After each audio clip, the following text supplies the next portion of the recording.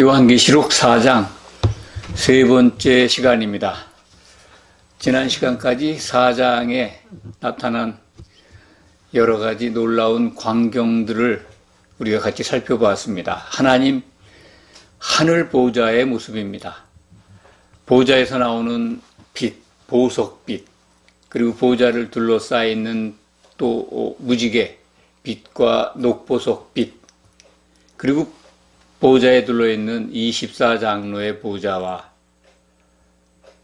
거기에 앉은 자들의 모습, 신옷 입고 금 모자를 쓰고 있는 24장로의 모습, 그리고 네 생물의 모습, 그리고 보좌 앞에 7영이 등장해 있었죠. 이 모든 것들을 자세하게 살펴보았습니다. 하나님의 보좌에서 나오는 빛은 성도들의 영광이다. 하나님은 성도들이 이기는 자 되기를 고대하고 계시고 기다리고 계신다 하는 것들을 우리가 그 모습 속에서 연상할 수 있고 찾을 수 있다라는 말씀을 드렸습니다. 그런데 네 생물이 이제 등장을 해서 오늘 8절부터 11절 말씀 속에 네 생물이 드디어 말을 하고 24장로들도 무언가 말을 합니다. 우리가 같이 읽었습니다만 어떤 말을 하는지는 성경에 기록되어 있죠. 이 마지막 계시록 책, 마지막 예언이라고 그러죠. 성경 속에서 마지막 책입니다. 그리고 그리스도의 계시로 주어진 마지막 예언서입니다.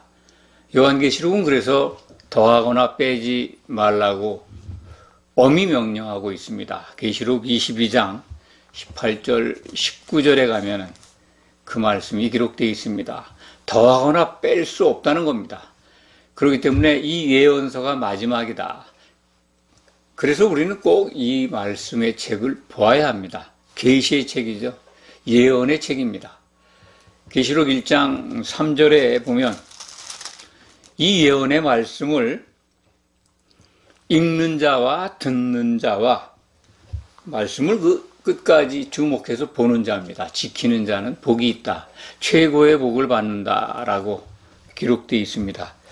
그렇기 때문에 누구나 다 그리스도인이라면 반드시 보아야 합니다. 읽어야 합니다. 들어야 합니다. 그런데 마귀는 이 가장 중요한 마지막 예언의 말씀을 보지 못하게 해방해 왔습니다. 아주 참 중요한 곳만 탁탁 짚어가지고 안 봐도 되는 걸로 또는 상징으로 또는 특별한 사람들만 보는 것으로 이렇게 호도해 왔습니다. 물론 사람들을 통해서 그런 교리를 만들고 전통을 만들었지만 배후는 마귀입니다. 마귀가 이것만큼은 보지 못하게 하고 잘못 알게 해서 예수님이 오실 때 그것을 지연시키고 예수님이 오시면 그들의 운명은 끝나니까 마귀와 그의 수졸들의 운명은 끝나니까 그거 회방하느냐고. 어쨌든 예수님이 오지 못하도록 하나님이 계획하신 일들이 쉽게 이루어지지 않도록 그렇게 쉬지 않고 일을 합니다. 그런데 마귀는 누구를 통해서 일하는가?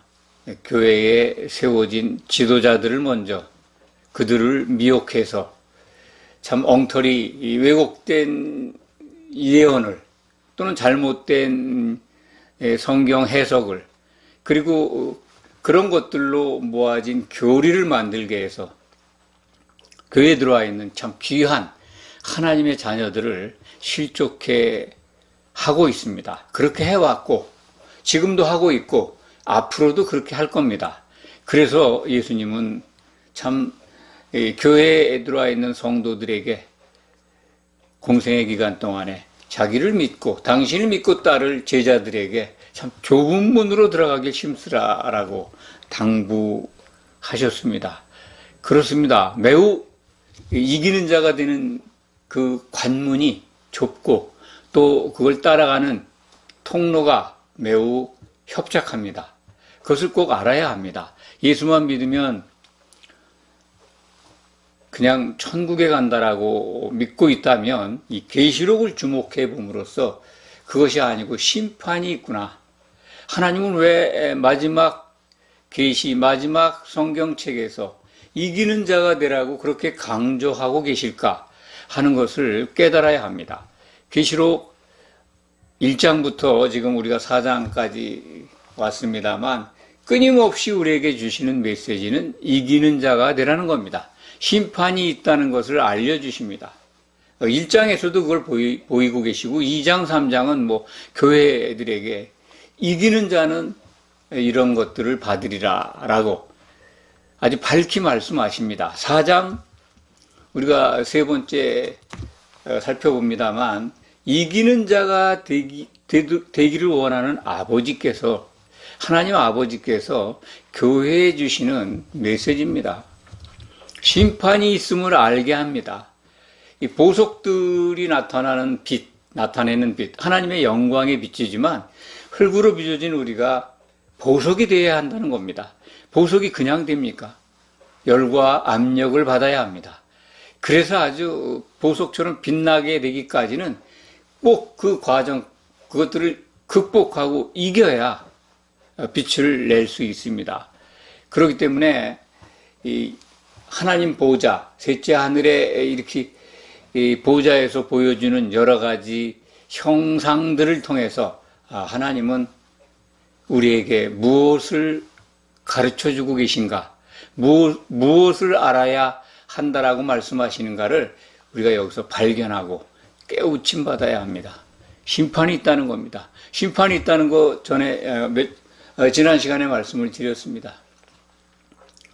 24장로가 흰옷을 입고 있고 금면류관을 쓰고 있고 그리고 보좌 앞에 7명이 서 있고 그리고 무지개가 보좌를 둘르고 있고 이런 모든 것들이 여러 가지 상징하는 게 있습니다만 핵심적으로는 심판이 있다는 걸 알려주는 겁니다.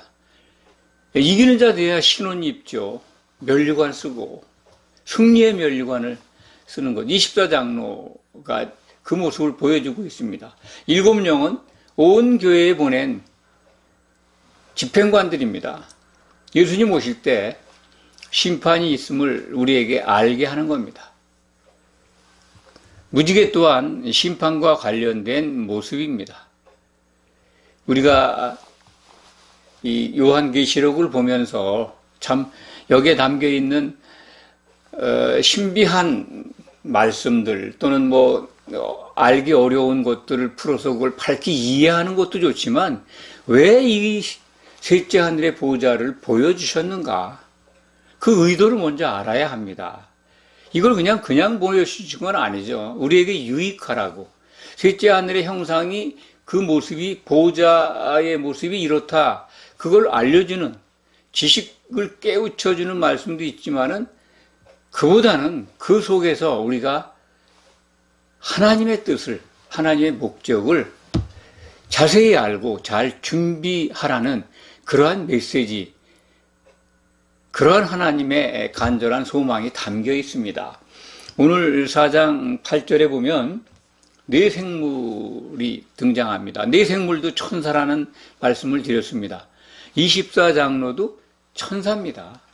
그들이 흰옷을 입고 금면류관을 쓰고 있는데 그거 벗어서 보좌 앞에 바치잖아요. 그럼 자기들이 영원히 쓸 것이 아니라는 겁니다. 그것을 쓸 자들이 이 준비를 하고 있는데 그들이 완성이 되면 그 임무를 교대할 겁니다. 그게 누구겠습니까? 흰옷을 입고 모자를 받을 자들이, 그게 바로 이기는 자, 지금 신앙생활을 하고 있는 교회 부름을 받은 거룩한 성도들이 승리할 때 흰옷을 입게 되고 그 면류관을 쓰게 됩니다. 그래서 면류관을 바치는 거예요.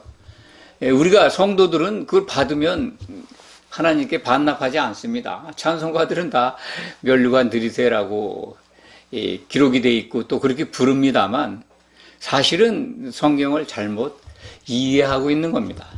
또 뇌생물은 어린 양의 모습이죠. 예수님의 특징들을 뇌생물이 보여주고 있습니다. 이 역시 천사들입니다.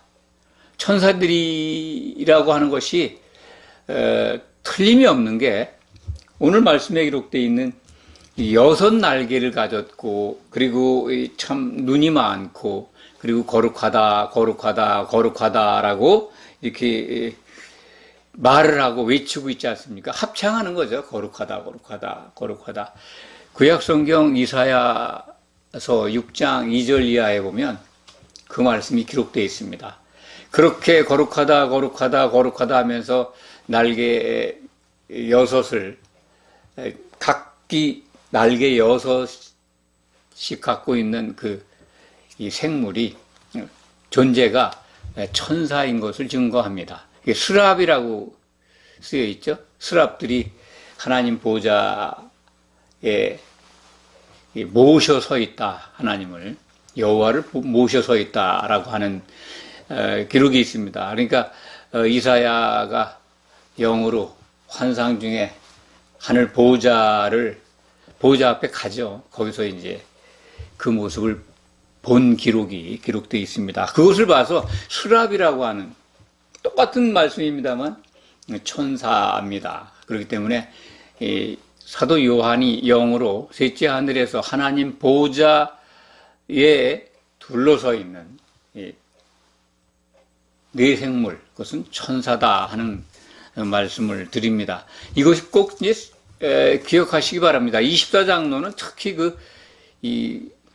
먼저 승리한 성도가 올라가서 그것을 하나님을 모셔 있는 하나님 보좌에 둘러선 24 보좌에 앉아 있는 장로들로 오해하는데 천사들입니다. 천사들이 흰옷을 입고 이기는 자가 될 성도들의 모습을 대역하고 있는 것이다. 꼭 기억하시기 바랍니다. 이때 이 호칭이 나옵니다. 뇌생물이 하나님을 호칭하는데 참 여러 가지로 부르고 있습니다. 그걸 좀 우리가 주목해서 보면서 기억할 필요가 있습니다.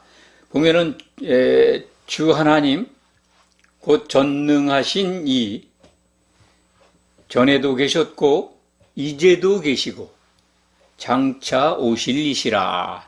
이제 4장에는 장차 오실 일이 기록이 되어 있습니다만 오시기 직전의 모습 요한계시록 11장에 가면은 거기서 또 하나님을 호칭하는 게 있는데 장차 오실 일이 빠집니다. 그러니까 이미 이제 오시는 광경을 우리에게 보여주는 거죠. 그러니까 여기서는 아직 오시지 않았고 미래 장차 오실 일이기 때문에 그렇게 호칭하는 거죠. 자, 다시 한번 읽어드립니다. 주 하나님 전능하시니 전에도 계셨고 이제도 계시고 장차 오실 이라고 지금 기록되어 있지 않습니까? 그런데 또 나오죠, 호칭이. 보면은 24장로들이 또 말을 합니다. 뇌생물뿐만이 아니라 거기에 보좌에 앉아있는 24장로들이 이제 보좌 앞에 나와서 엎드려서 경배하면서 말을 합니다. 세세토록 살아계시니. 천사들도 뇌생물도 세세토록 살아계신이라고 호칭하면서 이 9절에 경배하면서 영광과 존귀와 감사를 돌리고 있습니다. 그리고 24장로도 똑같은 세세토록 살아계신이라고 호칭하면서 또 찬송하는 거죠. 경배하면서 자기의 관을 보좌 앞에 드리면서 하나님께 영광과 존귀와 권능을 받으시기에 합당하시다라고 경배하면서 찬송합니다. 여기서 우리가 이제 뇌생물과 24장로가 하나님을 지칭하는 말씀 속에 공통적인 이 호칭이 있습니다. 세세토록 살아계시니. 하나님은 결코 진짜 영원하신 분입니다. 우리가 그분께 간다면 우리에게 영원한 생명이 있음을 알게 하는 겁니다. 뭐 전능하시니, 또 전에도 계셨던 분, 이제도 계셨던 분, 다시 오실리, 다 하나님을 표현하는 말씀입니다만, 가장 중요한 거는 세세토록 살아계신 하나님, 우리가 그분께 영광을 돌리고 그분을 찬양하는 그러한 우리의 그 신분이 하나님 앞에 갈 때 우리는 세세무궁토록 하나님과 함께 살게 될 겁니다. 그래서 반드시 이기는 자가 돼야 한다는 것을 오늘 말씀 속에서도 우리에게 일러주고 있는 겁니다. 전에도 계셨다, 이제도 계시다, 장차 오실리다. 이걸 좀 설명을 드리겠습니다. 그렇죠. 창세 전부터 계셨습니다. 그리고 그때로부터 창세하신 이후로 모든 걸 만물을 창조하신 이후로 지으신 이후로 지금까지 통치를 해오고 계신데, 특히 주님이 오신 다음에는 하나님의 직접 통치가 이 땅에 교회를 통해서 이루어지고 있습니다. 그래서 하나님 나라가, 하나님 통치가 임해 있습니다. 그래서 우리는 이제 하나님께서 주신 이 성경을 통해서 그런 것들을 알게 됐습니다. 그런데 그분이 다시 오신다는 거예요. 다시 오신다는 것은 심판이 있다는 것이고 우리들이 꼭 이기는 자가 돼야 한다는 것을 오늘 말씀에서 일러주고 있는 겁니다. 장차 오실 예수님이 이제 재림하실 때 하늘에서 하늘 보좌와 아버지 하나님과 모든 천사들도 함께 옵니다. 하나님도 다 함께 공중으로 내려오십니다. 예수님이 이제 공중으로 임하셔서 심판을 하실 겁니다. 그리고 심판하신 다음에 그리스도의 나라가 이루어집니다. 다시 오실 그 예수님께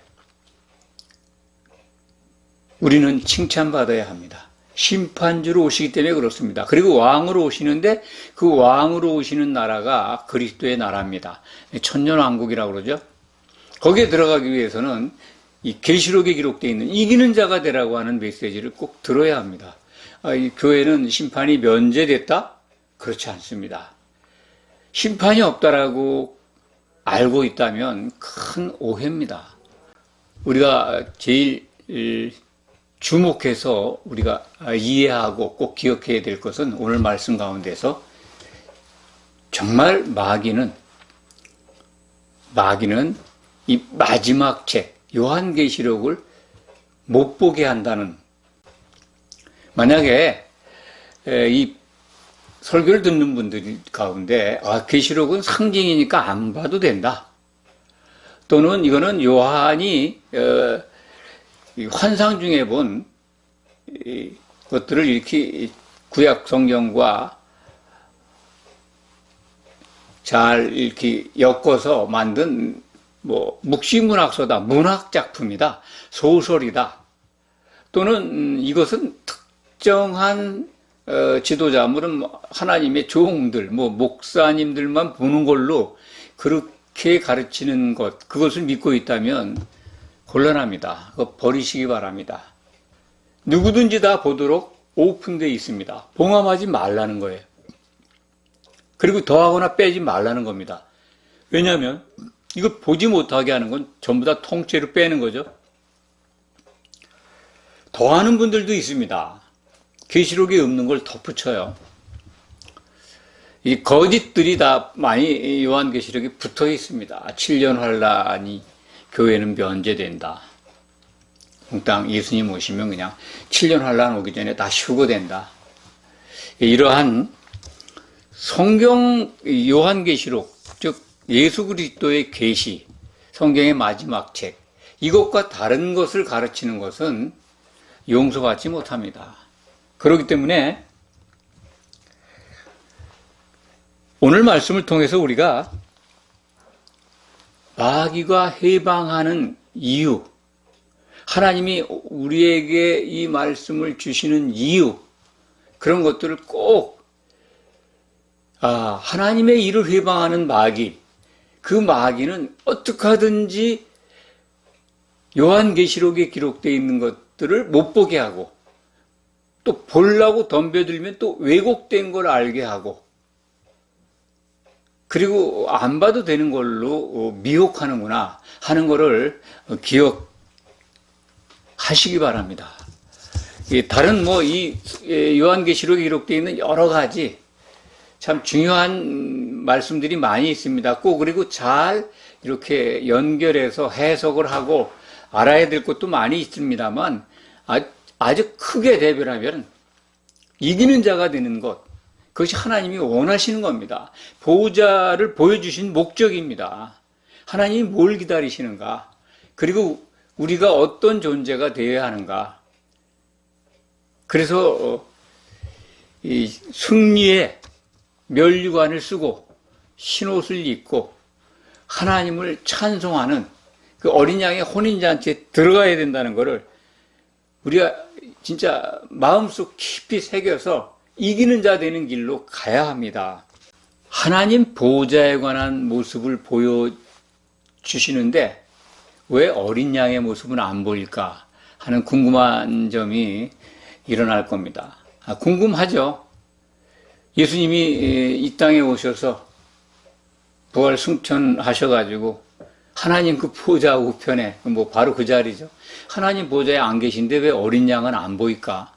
내 생물로 예수님의 참 그 상징되는 모습은, 특징을 갖고 있는 내 생물의 모습을 보여주고는 있습니다만 어린 양은 왜 등장하지 않을까? 하나님 보호자에 함께 계시기 때문에 안 보이는 거죠. 그런데 5장에 가면은 어린 양의 모습이 등장됩니다. 4장에는 안 보입니다. 그래서 어린 양의 모습이 처음으로 하늘 보호자 앞에 나타난 모습을 우리는 계시록 5장에 가서 목도할 수가 있습니다. 어린 양이 꼭 등장을 해야죠. 어린 양이 등장하지 않으면 이 요한계시록에 기록되어 있는 모든 우리에게 미리 보여주시는 일들이 공개되지 않습니다. 하나님이 이렇게 7도장을 찍어가지고 두루마기를 만들어 놨는데, 큰 두루마기죠. 그걸 떼일 사람이 없어서 요한이 셋째 하늘에서 그 뗄 사람이 없는 걸 보고 그냥 울어요. 얼마나 답답한 마음이 일어났을까 하는 생각을 해봅니다만, 그 어린 양이 그 뗄 자격을, 이기는 자, 합당한 자격을 얻으셨죠. 십자가를 지시고 승리하신 예수님이 그 인을 떼서 우리에게 장차 될 일들을 자세히 알게 하십니다. 그래서 4장까지는 어린 양이 등장을 안 해요. 이 4장 보좌 앞의 상황 속에서 말씀을 정리합니다. 요한계시록에 궁금한 점들도 많을 겁니다. 납득이 안 가고 읽다 보면 어렵고 이게 무슨 소린가 하는데, 그런 거 다 자세히 알지 못한다 하더라도 너무 실망하거나 안타까워하지 마시기 바랍니다. 하나님이 원하시는 거는요, 우리 부름받은 우리 성도들이 이 마지막, 성경의 마지막 책, 그리스도의 계시의 말씀, 예언의 말씀을 주목해서 끝까지 지켜보면 우리가 이기는 자 되는 길을 제시해 주고 있습니다. 그렇기 때문에 그게 더 제일 중요합니다. 여러 가지 이 상황이 막 앞으로 갔다 뒤로 갔다, 또 요한의 영이 공중으로 올라갔다 셋째 하늘로 올라갔다 다시 공중으로 내려왔다, 그 다음에 맨 마지막에 이제 새로운 하늘과 땅이 내려오는 걸 보면서 참으로 그런 것들을 이렇게 그냥 쉽게 납득이 안 가는, 그래서 어렵다고 보일 수 있습니다. 그런 것들이 기록되어 있으니까요. 그렇지만 그런 것 염려하지 마시기 바랍니다. 요한계시록의 핵심 주제는 예수님이 반드시 오신다. 그리고 반드시 심판이 있다. 그 심판을 통과하기 위해서 잘 주목해서 지켜보고 그리고 이기는 자가 되라는 명령입니다.